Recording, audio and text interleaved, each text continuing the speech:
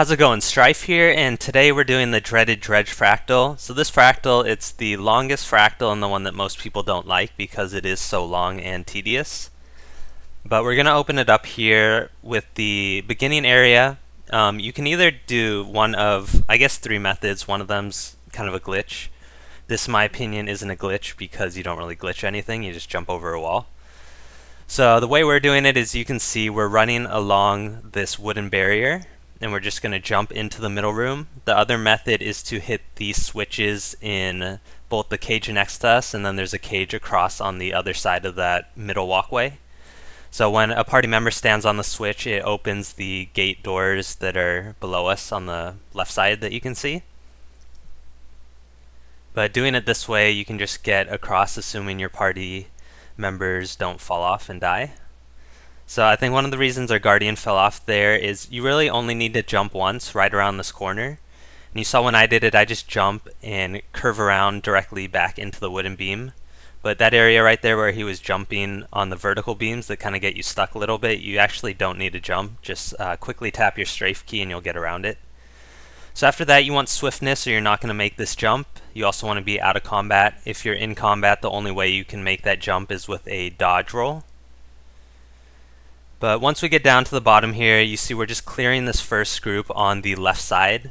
This is just going to get us a little less dredge to start the next sequence with, and it's also going to allow people to regen their health up. So once you clear those mobs, the two warriors are going to stand on either switch. The Mesmer is going to go do the control panel, and then the two guardians obviously are going to kite the remaining dredge around. So they can use things like line of warding on their staff. And then again, you want staff because you want to tag all the mobs so they're on you immediately and not on the warriors or the Mesmer. You can also use hammer for like ring of warding, and then just basically run around this big drill and kite them around, dodging the shock waves, obviously. So after about 10-15 seconds, the Mesmer will finish channeling on the control panel, and then we can just run through this door. If someone does die in that room, it's not a big deal. You're going to come over to this left corner to leash the mobs, and then they can just checkpoint and they'll appear right in this area. So from here, you can get one of two different events in this next room. It is either the cannon or the bomb event. The cannon is much easier and less annoying because the bomb event, it actually has mobs that keep spawning in the front of the room, and they also don't drop loot. So that's a lot of extra mobs that you're going to end up killing, which is kind of pointless. So in my opinion, the bomb fractal is pretty dumb overall and not really balanced for the cannon or the rest of the fractals. But I actually do have a recording for the bomb fractal, which I'll put up, or the bomb path. But as you can see here, this is the cannon path, which is going to be much easier and quicker. So what we do is, there's going to be an initial big group of dredge up ahead. We're going to use this corner right here just to LOS the mobs. And you can actually just pull them in like little waves. So every time you hit them, our guardian's going to go hit some. It's going to pull a small group, but not all of them are going to come. So you see right here, there's 3 of them. From there, you just want to have your guardians withstand your ground, because the dredge do cast a daze type move. And then wall, obviously, and like feedback on Mesmer. The Mesmer also uses Signet and then Null Field. All of these dredge, you'll see when I'm targeting them, they put on a shout, which gives them might, protection, and swiftness. So Null Field's mainly for removing that protection so you kill them faster. So at this point, we'll just continue to pull the dredge to this corner until that big wave is killed. The only saving grace really to this fractal is the fact that you'll see I'll get a lot of heavy miner bags. So heavy miner bags, they can drop tier 5 and tier 6 mats, as well as destroyer cores and lodestones. So you can get a decent amount of loot or money from running this fractal, but it's really, especially in a pug, probably not worth the time investment. You could just run something like COF Path 1 for more money and less of a headache. So once we finish this last group, you'll see 3 cannons are going to spawn. So you just want to get out of combat and equip a ranged weapon, so like longbow on my warrior. Now, a lot of the auto attacks on these cannons, because of their positioning, for whatever reason, you're going to get obstructed. But if you use your basically area of effect attacks, so like Smite on Guardian and then my number 3 skill on my longbow, you can end up hitting the cannons. Usually we'll kill all 3 cannons before spawning these dredge. They only spawn when you go up to the top of the ramp. I think for this run, one of our warriors accidentally had Great Sword on and used Whirlwind instead of the number 3 on the longbow.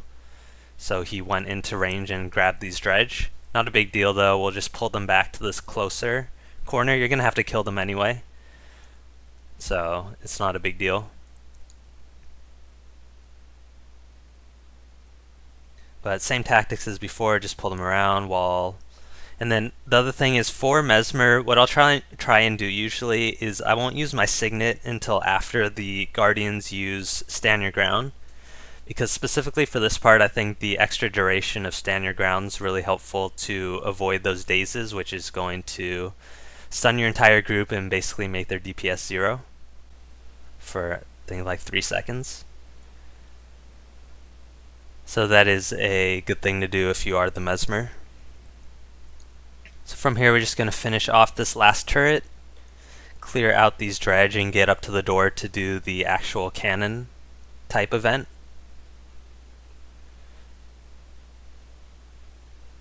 So the good thing about this fractal, or this event, the cannon event, compared to the bombs, which I mentioned earlier, is that all these mobs that we're killing, once they're dead, nothing's going to respawn.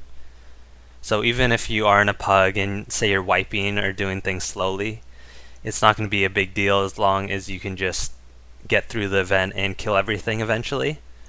But in the bomb fractal, the mobs are going to respawn. There's about 2 groups in the front of the room, maybe 10 mobs total, that just constantly respawn based on time. So if you're in a pug that's constantly dying or is very slow, you're going to have to deal with that, which can be very annoying for people. Especially, I think, after the most recent patch on April 30th, I think they nerfed it so thieves can't even stealth and go up and plant bombs by themselves anymore, because the dredge will destroy them.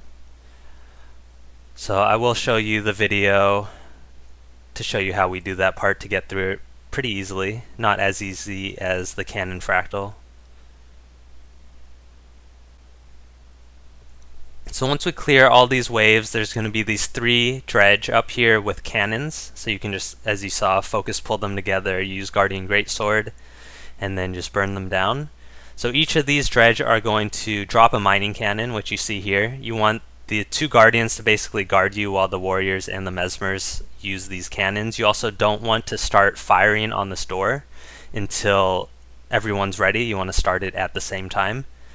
As this door loses health, dredge are going to spawn. It takes about 5 cycles, I think, or it looks like 4 cycles. So you see by the 2nd cycle a bunch of dredge are up. You just want to use like rings, and even sanctuary can be good, just to protect the people while they burn down that wall with the cannons. Once you open the door, just all run through and go to this back pipe area. This is going to cause all these dredge to leash, and then they'll just burrow and despawn. The other downside to the bomb fractal is the mobs, they don't actually burrow down and despawn. For whatever reason they used to, but recently they haven't been. Once they despawn, obviously you don't need to fight them. It looks like a couple of them didn't de-aggro. But for the bomb fractal, you'll have to clear them from this room before pulling the boss. So what we're going to do here is, I see a lot of people on the forums, for whatever reason, they complain about pulling the boss out to that front area where we blew open the door, which is unnecessary because the boss leashes now. So they say it takes like a long time because it used to not be that way. But the method we use, which makes way more sense, is we're going to pull the boss in the initial pack back to this pipe area. If you're up in this pipe, it'll LOS all the mobs, including the ranged mobs. And then once you get them all grouped up here, you can either kill them, or if the boss comes in here, a lot of times what we like to do is we'll run out of the pipe, which will cause them, the mobs and the boss, to move out of the pipe into this area where we're standing right now. And it makes it easier to see the shockwave attack from the boss. So that shockwave attack, obviously that was a terrible dodge by me. I misjudged it from going over the pipes, and I dodged into it. But basically that's the only attack you need to watch out for. Besides that, he's just going to spawn a veteran dredge, and he's also going to do a block move, which is you're not gonna do any damage to him, and it's going to daze you. So a lot of times if a veteran's up while his block attack is up, you want to use stand your ground so you can continue to DPS the veteran while he's blocking, which is gonna negate his daze. But you saw there is very easy to just burn him down in this area, especially at Fractal 30. Not much harder at Fractal 48, but pretty much do the same thing. So from here we'll just go directly in front of this little dredge carrier. And you'll see dredge will continually spawn. They're kind of bugged. When they first come out of the truck, they're pretty much invulnerable for like 5 seconds. So it further makes the Dredge Fractal annoying, just through both of the events and the fact that there's a bunch of bugs. So once you can finally DPS them down, just stand here. You want to rotate your reflex between feedback and the 2 walls. And then also use like knockdowns on warrior. Having 1 guardian with hammer can be good for protection uptime as well. Besides that, if someone does go down, if you see mobs that are low health, you don't want to try and res people up. You want to just kill the mobs and have them rally so you don't get behind. But at this point, I'm going to speed up this part of the video. No one wants to see me. It takes about 4 minutes real time to kill these at Fractal 30 and longer at 48. But pretty much everyone gets the idea. You pretty much just stand here, DPS them down, rotate your reflex, and then use any other survivability moves and heals if you need them, and deal with the terrible invulnerability bug. So once we burn these down, again, you'll get a bunch of mining bags, which is the only saving grace.